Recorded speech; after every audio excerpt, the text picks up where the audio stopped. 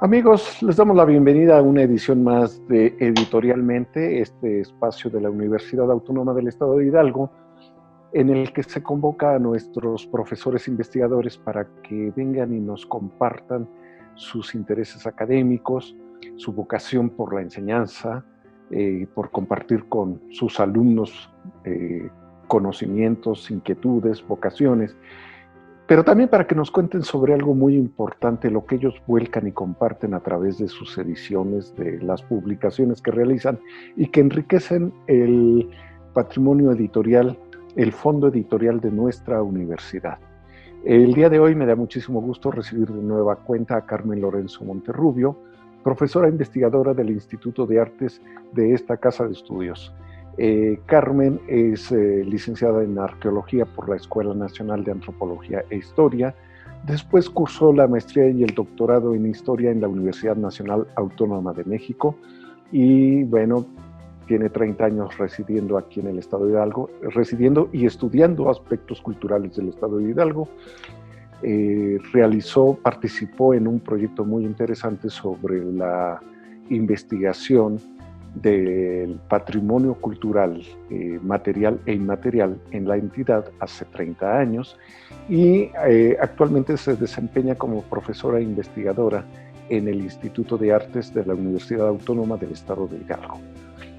Dentro de sus inquietudes está precisamente divulgar el patrimonio de esta entidad. Así que por esa razón, pues la hemos invitado para que el día de hoy nos platique de una más de sus obras. Carmen, bienvenida y gracias por aceptar esta invitación. Muchas gracias. Pues Carmen, aquí tenemos a la mano el libro Zempoala y su acueducto. Aquí lo pueden ustedes ver. Este libro que trabajaste junto con Antonio Lorenzo Monterrubio, tu hermano, que también participó en aquel proyecto de investigación del patrimonio cultural hidalguense, cuenta con las ilustraciones de Adalid Villegas Gómez. Es un libro con una cantidad extraordinaria, es un libro para niños con la finalidad de que lo disfruten los adultos. Así lo definiría yo, con un texto breve a la izquierda y con ilustraciones a la derecha. El libro se va a lo largo así de todas sus páginas para que los pequeños se animen a leer e interesarse. Aquí estamos mostrando algunas partes, pero la intención es recuperar a partir de José Tecpatl, un personaje que ustedes crean y que lo ubican como nacido en la segunda mitad del siglo XVI y al que le toca participar en la construcción de esta maravilla que es el acueducto que va desde la zona, digamos, sureste de Hidalgo hasta Otumba, pero quizá la parte más importante que reconocemos de esta extraordinaria obra hidráulica de la época colonial, quizá lo más interesante que hoy reconocemos, encontramos y se ha conservado por fortuna, es la parte correspondiente al acueducto en la zona de Zempoala, en los límites entre el estado de Hidalgo y el estado de México. Se llega precisamente al municipio de Zempoala, Hidalgo, y a unos pasos está esta maravilla de acueducto. Y ustedes hacen aquí un relato donde José Tecpatl nos narra su infancia, su ascendencia, nos describe el momento histórico, pero lo más importante, él se asume como uno de los constructores, de los indígenas constructores, que los hubo por varios cientos, que se acercaron a participar en esta obra que hoy nos maravilla.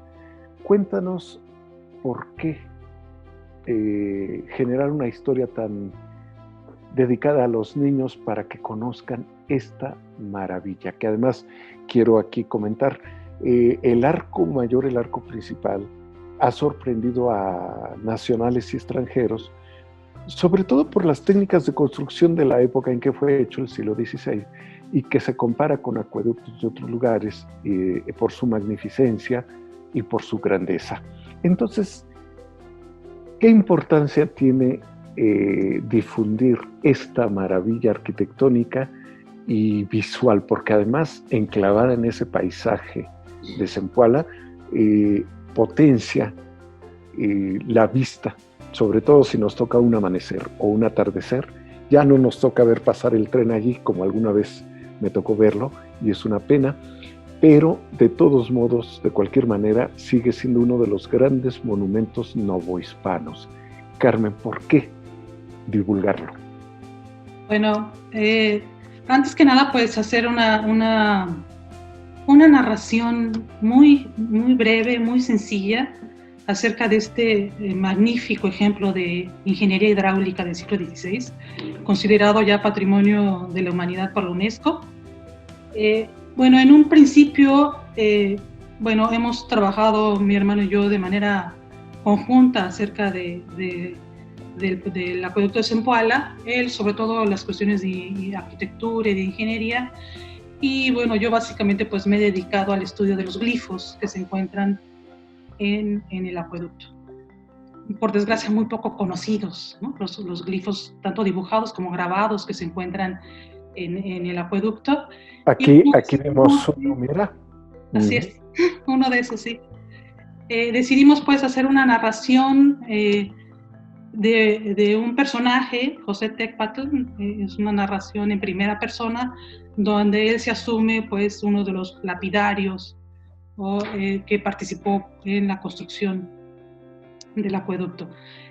Básicamente un poco narrando la historia de cómo se construyó, las técnicas que se emplearon, técnicas indígenas que se emplearon para la construcción del acueducto, y bueno, sobre todo pues como lo decimos en un principio, pues hacer un reconocimiento que poco se hace de los trabajadores indígenas que participaron. Se cree que fueron entre 300 y 400 trabajadores indígenas, todos especializados en técnicas de construcción, tanto artesanos, lapidarios, canteros, que participaron en la construcción dirigida pues por el franciscano Fray Francisco de Tembleque. Incluso pues se le nombra así en muchas ocasiones al acueducto, el acueducto del padre Tembleque, pero pues también hay que ver, reconocer pues el trabajo que hicieron los trabajadores indígenas. En un principio, bueno, nos ha interesado mucho hacer esta difusión del acueducto. Queríamos hacer, bueno, ya lo habíamos hecho algunos años atrás, libros o folletos para niños que fueran dibujados por los niños, en una serie que se llamó Un viaje por, y que fue editado por el Instituto de Alianza de la Cultura en ese entonces, y decidimos pues retomar pues esta idea de que fuera un texto muy simple, muy sencillo, con excelentes dibujos. Aquí hay que recalcar pues el trabajo que hizo Adalid Villegas, un egresado de la licenciatura en Artes Visuales del Instituto de Artes, excelente dibujante, excelente caricaturista.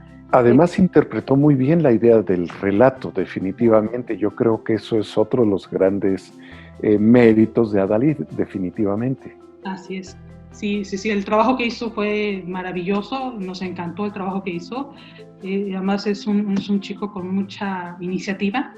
Entonces, bueno, creo que mucho pues del trabajo de este pequeño libro, pues del éxito, que pudiera tener el éxito, pues se debe a Adalid. Entonces, bueno, queríamos entonces hacer un libro con un texto muy corto, que hablara más bien las imágenes y sobre todo pues rescatando esta historia del acueducto, sobre todo de la construcción del acueducto por parte de los trabajadores indígenas en voz de José Tecpatl. Sí, y bueno, pero además de ello va relacionando él como una especie de cronista indígena de este equipo de pobladores de distintos lugares que tuvieron que participar en la construcción del acueducto, en general de todo el gran acueducto y particularmente de la zona que hoy apreciamos en Zempoala. Pero también es interesante cómo habla de la repercusión que tuvo esta obra hidráulica en todos los pueblos que fueron beneficiados precisamente por el agua que no tenían en la zona de Otumba, y que les llega desde esta parte de lo que hoy es el estado de Hidalgo. Este trabajo, como tú dices, bueno, aquí mira, perdón, acabo de encontrar una ilustración muy interesante donde nos muestra a Dalí precisamente los personajes y los estratos sociales que había en la época en que se construye. Y como dices, muy bien interpretado, otra escena de los pueblos indígenas, en fin, pero el relato es, nos acerca a cómo vivía la gente, cómo eran los espacios sociales y desde luego por qué ellos participan. Tenemos aquí una mujer con el telar de cintura, y bueno, refleja una época histórica y te decía, la agricultura también. Te decía cuando iniciamos esto, es un libro para niños, pero para que lo disfruten los adultos. ¿Ya lo has trabajado con algunas familias que lo hayan leído, los pequeños, los adultos? ¿Qué te han dicho de la lectura de este libro? Pues les ha gustado mucho, les hace una cuestión muy interesante, sobre todo pues rescatando esta historia que poco se conoce acerca de los trabajadores indígenas y las técnicas de construcción indígenas. Creo que, bueno, sobre todo es muy llamativo, precisamente por los dibujos de Adalid, y creo que eso le da pues un carácter muy especial a este libro.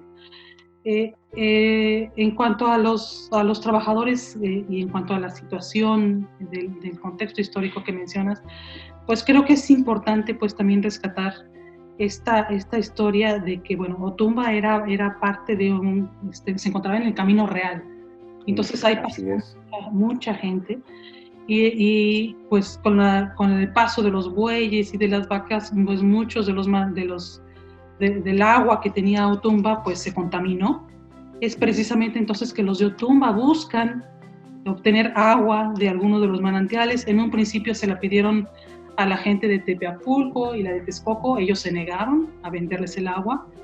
Y bueno, con la labor que hizo Tembleque de recorrer pues otros lugares cercanos, se encontró que los manantiales de Zempoala en el volcán de Tecajete pues era muy importante. Entonces conseguir esa agua se la pidió a la gente de Zempoala y finalmente pues los de Zempoala se las vendieron. No nada más intervinieron, bueno, hubo que pagar el agua, los de Otumba tuvieron que pagar el agua y además pues participar con mano de obra y con materiales de construcción. Es por eso entonces que también intervinieron mujeres. Las mujeres hilaban, tejían en telar de cintura, es por eso esta imagen de Adalid, que es maravillosa, ¿no? De esta mujer tejiendo en telar de cintura, porque ellas hacían estas mantas y las vendían. Y con lo que vendían, pues compraban la cal y otros materiales de construcción. Entonces, bueno, participó muchísima gente, no solo hombres, sino también mujeres, toda la población. Bueno, era una sociedad eminentemente agrícola, había que tributar, sobre todo al rey, a Carlos V en ese entonces. El Carlos V pues decidió, sobre todo por la labor que hizo Tembleque para que ya el pueblo de Otumba no tributara y no pagara los tributos pues a los encomenderos y el tributo al rey. Entonces también se decidió que por ley, por los años de construcción que durara la construcción del acueducto, pues la población de Otumba pues no contribuyera hasta que se terminara el acueducto. Entonces creo que, bueno, es importante pues, también ver un poco el contexto de cómo se realizó la construcción del acueducto, dirigida por Tembleque, que fue un arquitecto y un hidromensor importante, pero pues también toda la sociedad, con la población, cómo intervino también en la construcción y finalmente para que llegara el agua de Zempoala a Otumba. Como bien, pues una parte del acueducto de Zempoala pertenece al Estado de Hidalgo, otra parte pertenece al Estado de México. Bueno, es importante también destacar pues que es un acueducto de más de 44 kilómetros de longitud. Muchas de las, hay arquerías, la más importante, pues como mencionas, la de Tepeyagualco, pero bueno, hay otras arquerías, como la que pertenece a la Hacienda de Arcos, otra arquería que pertenece a la Hacienda de Tecajete, hay otros 2 arcos que pertenecen al Estado de México, y uno más en Acelotla, que es un arco pequeño también que pertenece a Acelotla, pero mucho del acueducto va de manera subterránea, pasa por debajo de la tierra, y con técnicas que se llaman el criapantle, que finalmente pues era un tubo pues donde pues subterráneo donde pasaba el agua. Entonces, además tubos de barro, ¿verdad? Tubos de barro, exactamente, sí. Ahí intervinieron artesanos, ¿no? Artesanos para la construcción de este apantle. Sí. Bueno, entonces es un acueducto que pues en un principio ni siquiera las mismas autoridades españolas creían que podía llegar a construirse. Finalmente pues se logró por parte de estos trabajadores y por parte de la labor que hizo Tembleque y pues toda la participación de la población, mujeres y hombres. Sí, hoy apreciamos esta parte de Zempoala, de Tepeyagualco, de los arcos. Te digo que alguna ocasión me tocó ver que cruzaba por allí una máquina de ferrocarril, sobre todo de las antiguas. Entonces, de pronto aquello me maravilló, me pareció una escena tomada de un cuadro de Velasco. Digamos que lo estético es lo que nos llama la atención en una primera instancia, pero cuando empezamos a observar esta construcción, esta extensión de 44 kilómetros, este cálculo de alturas para que el agua llegara de esta zona de Zempoala a Otumba, y pensamos que esto se hace en la segunda mitad del siglo XVI, y comparamos, hoy tenemos computadoras, altímetros, cálculos con una pila, y en un teléfono celular podemos calcular la altitud sobre el nivel del mar, en fin, tenemos varillas, concreto armado, hormigón, qué sé yo, de técnicas y materiales de construcción, y aún así se proyecta y se lleva sus buenos años construir. Cuando comparamos esto con lo que ocurrió en la segunda mitad del siglo XVI en este campo mexicano, pues aumenta el asombro por la calidad de las obras y más de una obra de ingeniería hidráulica de la época. ¿Por qué, Carmen, por qué te interesa a ti trabajar estos temas dirigidos a los niños? Bueno, mucho de los glifos del acueducto de Zempoala tienen una tradición prehispánica, una tradición indígena. Y bueno, a mí me ha interesado sobre todo mucho el tema de las pinturas rupestres del Estado de Hidalgo, todavía lo sigo trabajando desde varios años. Y bueno, vi que muchos de los glifos tienen una semejanza muy, muy importante en cuanto a pinturas rupestres. Entonces, me interesó también hacer un registro de estos glifos de tradición indígena, de tradición prehispánica, que también tienen mucha influencia de las pinturas rupestres. En el acueducto de Tepeyagualco, si me permites dar algunas cifras, claro. encontramos 607 glifos pintados, dibujados, mientras que en la Hacienda de Tecajete encontramos 25 glifos grabados, y en la Hacienda de Arcos aproximadamente 20 glifos grabados, dando un total entonces de 652 glifos. De estos 652 glifos, bueno, se han estudiado por varios autores. El primero de ellos fue un fraile capuchino, Fray Francisco de Ajofrín. Claro, sí. Que hizo dibujos pues, de algunos de estos glifos.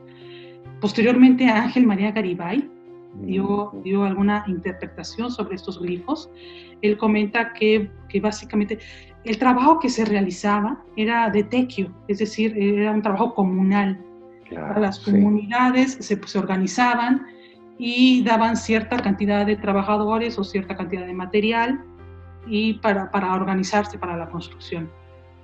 Entonces, bueno, según Ángel María Garibay, menciona que estos glifos eran como marcas de los trabajadores, de las comunidades o que participaron, como diciendo, bueno, yo participo con esta cantidad de piedra, de cantera, de material.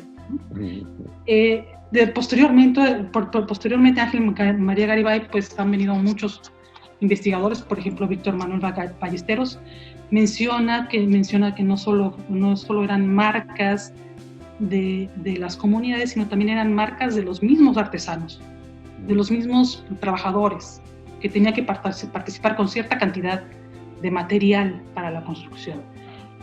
Bueno, de ahí se han derivado pues básicamente también ideas semejantes. Manuel Menes Yaguno también menciona pues que eran marcas de los trabajadores para dar cierta cantidad. Bueno, yo creo que es un poco difícil llegar a esta interpretación. Más bien yo considero que era como una especie de que los propios indígenas, de reivindicar pues la tradición indígena de su propia cosmovisión. Es decir, encontramos muchos elementos astronómicos, soles, lunas, estrellas, mucha cuestión que tiene que ver con el pulque, ¿no? Elementos de medias lunas. Sabemos pues que las fases de la luna tienen que ver con la fermentación del pulque. Claro. Entonces como que era como una forma de reafirmación de los trabajadores indígenas, es plasmada en pues una construcción de españoles, ¿no? Básicamente pues dirigida por los frailes franciscanos. Era como una especie de identidad, ¿no? Como decir, bueno, nosotros dejamos nuestra propia marca, ¿no? Los indígenas, los trabajadores indígenas que participaban, no solo eran de Otumba, pues algunos también se cree que eran de Zempoala. José Tecpatl fue uno de ellos, ¿no? Donde pues también ellos pues de algún modo pues dejaron una huella, una marca en los glifos para decir, bueno, también esta construcción a nosotros nos pertenece. Claro, y desde luego era la firma de los participantes. Pero la pregunta que yo te hacía, que además fue muy interesante tu respuesta, pero mi pregunta era, ¿por qué muchos de los temas que trabajas, además de darles todo el tratamiento científico, muchos temas los has abordado dirigidos a niños, al público infantil? Me gusta esa orientación. ¿Por qué? Bueno, hemos visto a lo largo pues, de todos estos años que mucha de la concientización acerca de la protección del patrimonio cultural pues se tiene que dar desde épocas de la niñez, ¿no? Entonces, desde niños, entonces comenzar a ver, primero a conocer lo que tenemos, ¿no? Como hemos dicho, pues no se valora lo que no se conoce. Entonces, difundir, sobre todo a niños, la importancia del patrimonio cultural, valorizar la riqueza patrimonial que tiene el Estado de Hidalgo, es una de nuestras tareas principales, y sobre todo, pues, comenzando con niños. Yo creo que los niños, he trabajado en algún momento con niños y es realmente, pues, es un trabajo muy satisfactorio. Creo que los niños entienden perfectamente cómo la riqueza pues, que tiene el Estado de Hidalgo, y a partir de entonces se empiezan a concientizar no solo los niños, sino también sus padres o su familia, la familia entera. Entonces, creo que es importante trabajar primero con niños, claro, de manera general con toda la población, pero creo que es importante la participación de los niños en esta labor de concientizar acerca de la importancia del patrimonio cultural.